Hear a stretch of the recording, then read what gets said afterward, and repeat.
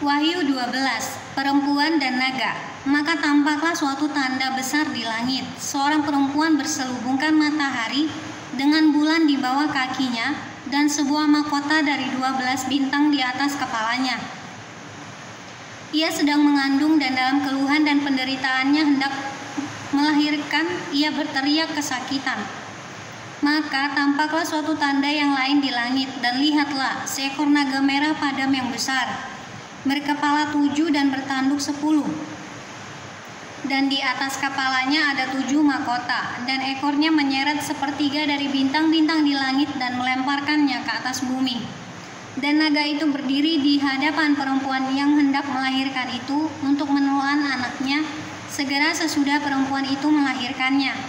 Maka ia melahirkan seorang anak laki-laki yang akan menggembalakan semua bangsa dengan gada besi. Tiba-tiba anaknya itu dirampas dan dibawa lari kepada Allah dan ke tahtanya. Perempuan itu lari ke padang gurun di mana telah disediakan suatu tempat baginya oleh Allah, supaya ia dipelihara di situ 1260 hari lamanya. Naga dikalahkan. Maka timbullah peperangan di sorga. Mikael dan malaikat-malaikatnya berperang melawan naga itu, dan naga itu dibantu oleh malaikat-malaikatnya. Tetapi mereka tidak dapat bertahan, mereka tidak mendapat tempat lagi di sorga. Dan naga besar itu, si ular tua yang disebut iblis atau setan atau satan, yang menyesatkan seluruh dunia, dilemparkan ke bawah. Ia dilemparkan ke bumi bersama-sama dengan malaikat-malaikatnya. Nyanyian kemenangan. Dan aku mendengar suara yang nyaring di sorga berkata, sekarang telah tiba keselamatan dan kuasa dan pemerintahan Allah kita dan kekuasaan Dia yang diurapinya.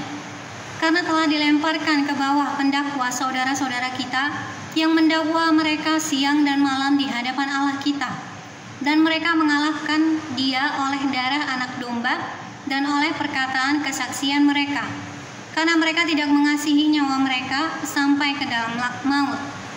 Karena itu bersukacitalah hai surga, dan hai kamu sekalian yang diam di dalamnya. Celakalah kamu hai bumi dan laut, karena iblis telah turun kepadamu dalam geramnya yang dahsyat, karena ia tahu bahwa waktunya sudah singkat. Naga memburu perempuan itu.